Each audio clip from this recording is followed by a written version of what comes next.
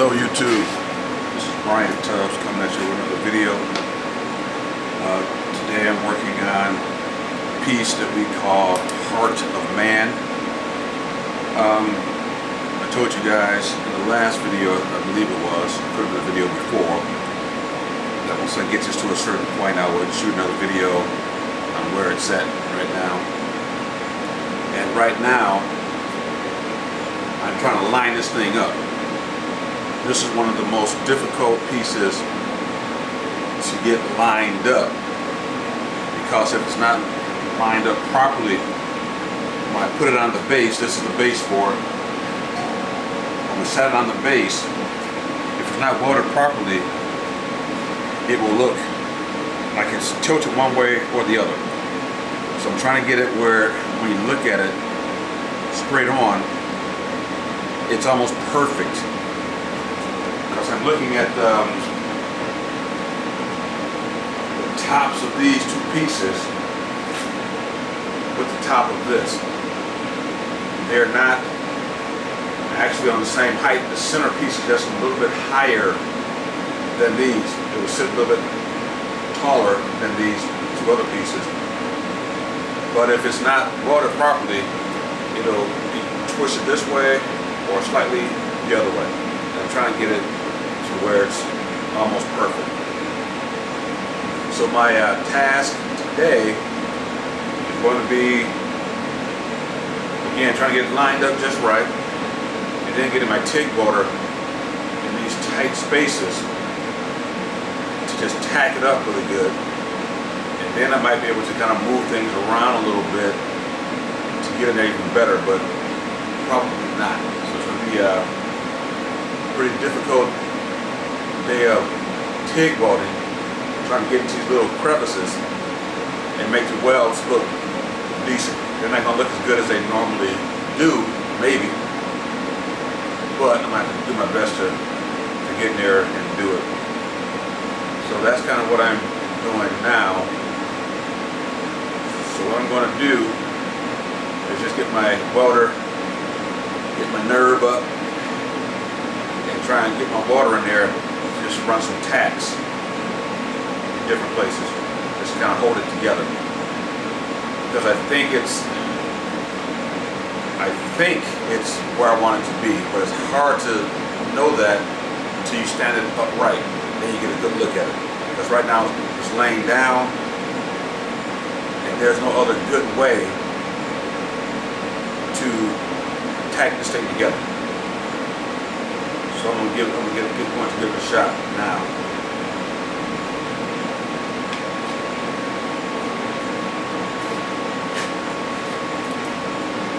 Get one more good look at it.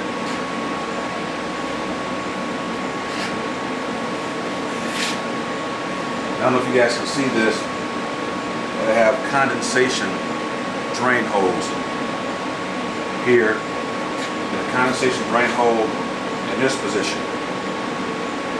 And then in the glass I have two lenses. Let me grab a lens. Okay, this is what the lens look like. I have one on the front, one on the rear. These came from stoplights. You come to an intersection on the road, stoplight, red, yellow, green. I have two of the red lenses. They're made of glass, easy to break or split. The lenses that are in this piece came from Florida. During some of the hurricanes, some of the stoplights, of course, were blown away, and guys go through and take the lenses out of the stoplights. Some will get the stoplight, the whole stoplight, and they'll sell that because people want to have stoplights in their house for whatever reason. But this is the first lens that I tried this piece with.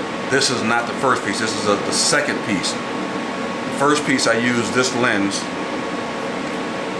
didn't know exactly how much space I needed between the metal and the edge of this lens. when I was TIG welding it, I thought, for some strange reason, that I would have the metal of this shape right against the edges of the glass lens. Only to find out, I mean, I know metal moves, stainless steel moves, any metal will move when you put heat to it. I just didn't know how it would move, which direction it would move exactly. But I was welding along, put the thing together, had the metal almost slightly off of the glass, maybe 1/8 of an inch off of the glass, maybe. Going along welding. Everything was fine. So kept going, kept going. I wouldn't stop. I wanted to do this a full, complete rotation around the perimeter of the lens holder. I heard a little. I said, "What was that?" So I'm welding. I didn't see anything. Still looked fine.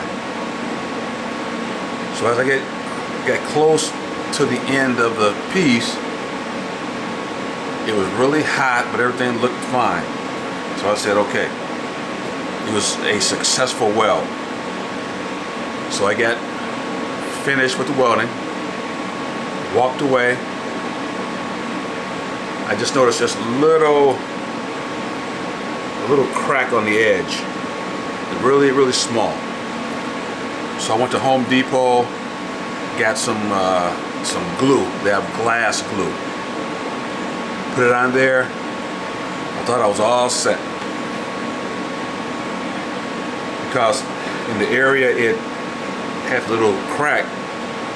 I put clear caulk around the outside of it anyway to hold it inside of these pieces of stainless steel. So I thought I was fine. So I let it sit.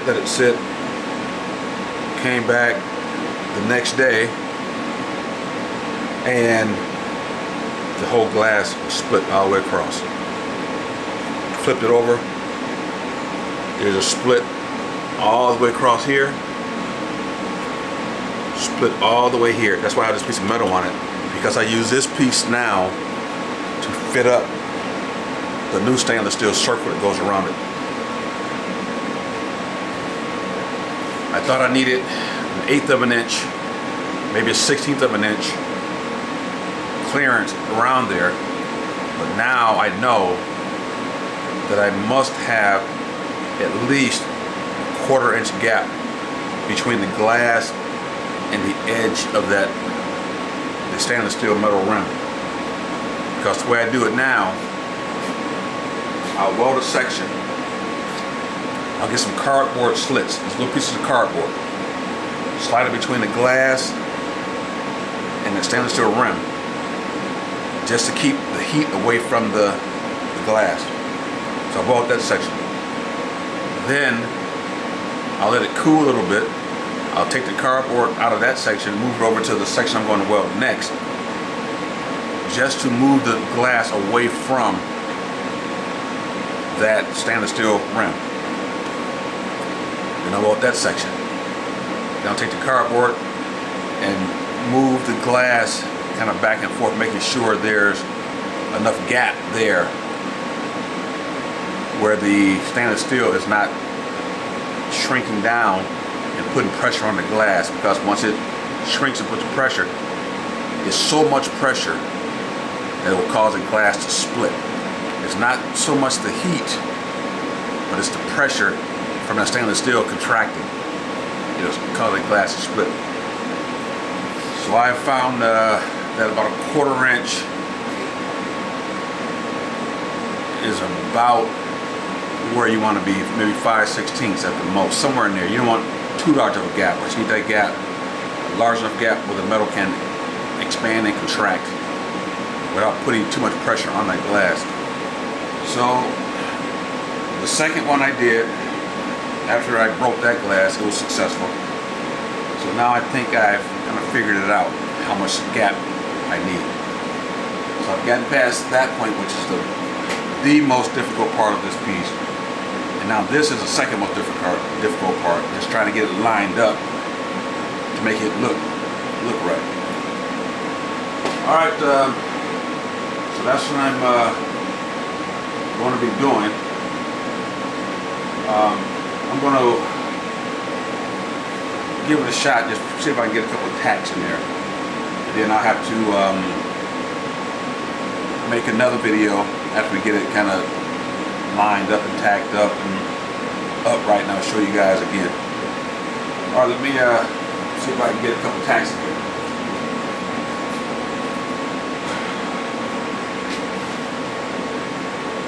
I'm using my my Lincoln 200. I have it at 67 amps, about between 12 and 15 CFM, argon, just for the heck of it. I might pump, I think I'm gonna kick my gas up a little bit more, because I have about a 5/8 of an inch stick out on my tungsten. I normally have this end about a 1/4 of an inch stick out. I'm trying to get into these crevices, I have to stick it out more, so I'm gonna kick my gas up a little bit. I'll kick up about 18, somewhere in there. There's some 3/16 stainless 3/32 rod.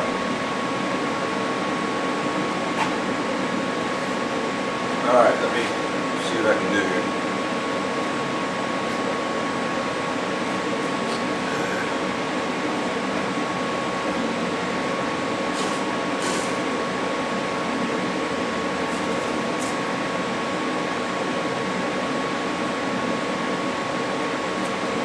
I need some light.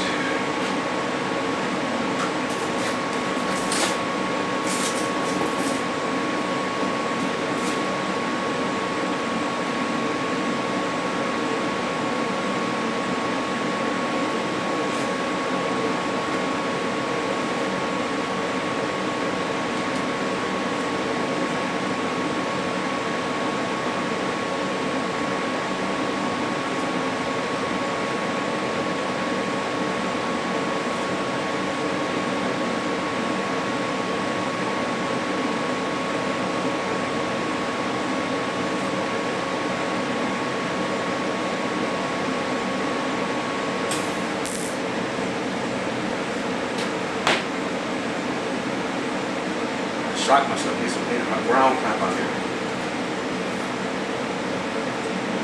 Never fun.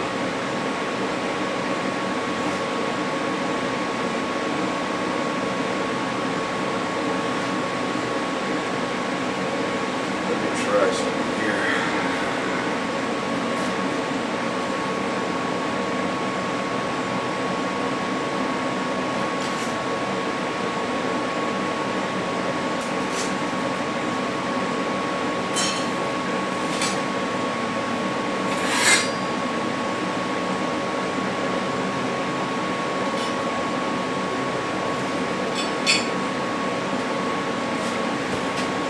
See what I can come up with here.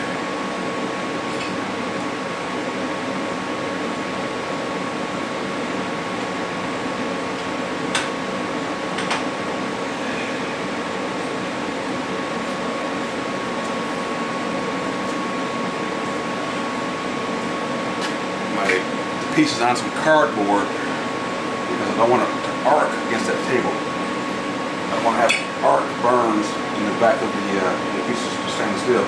So that means I got to go and do all the patterns over again because I have an arc mark. I don't want that.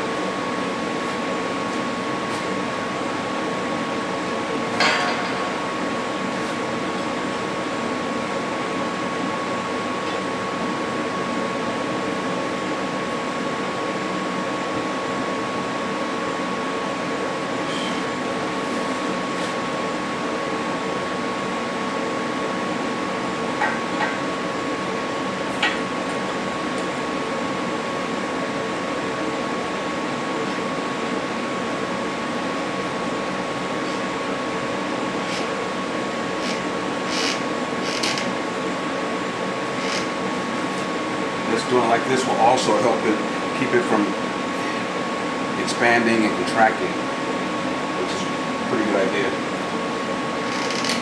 Just put put a piece of metal on top, bottom, just to hold it, kind of hold it in place.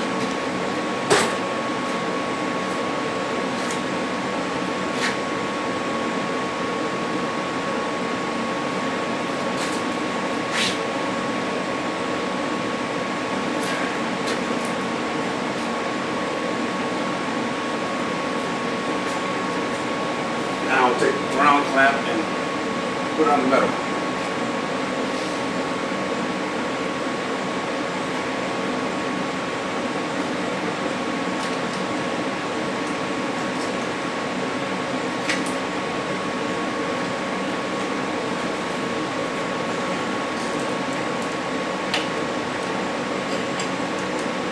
Same thing I showed you guys in the previous video of how I clamp stainless steel. Alright, let's do this.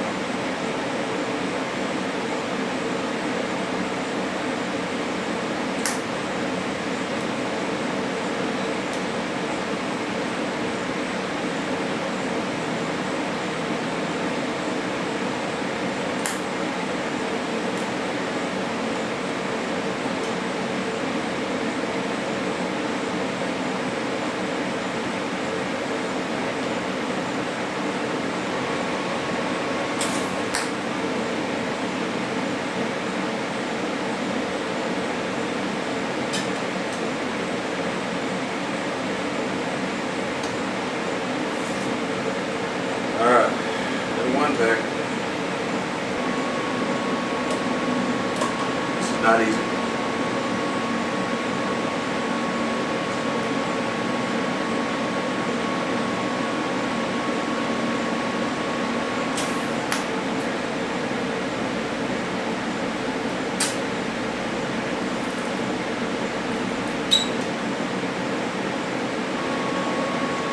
Wow, this is pretty tough. The tough part is just getting in there.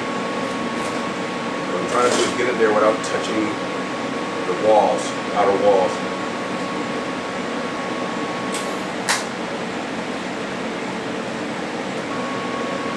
I'm going to sharpen my tungsten right quick.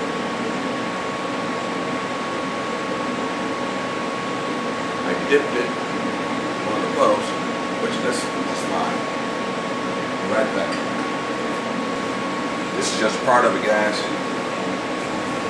This is what metal sculpturing looks like. Some pieces are really easy to make. Some people this is more difficult to make. This is one of the more difficult only because it's hard to get in to the crevices. Just not good angles to attack. Once it's all tacked in, it'll be easy selling there, so I can stand it up and I can put it here and get in there and start taking it up. But just tacking it is pretty tough. I have a gap here that I do not want. Alright YouTube, I'm going to close out the video. I'm going to make some adjustments and I will shoot another video a little further along in the process. I mean, this is just normal and natural. But that's going to do it for this video. Like I say, I'll show you guys as I go along further down the road what it's going to look like once I get it stood up and whatnot. Alright guys, that's going to do it for this video. And I will look forward to seeing you guys on the next one. Alright, peace out.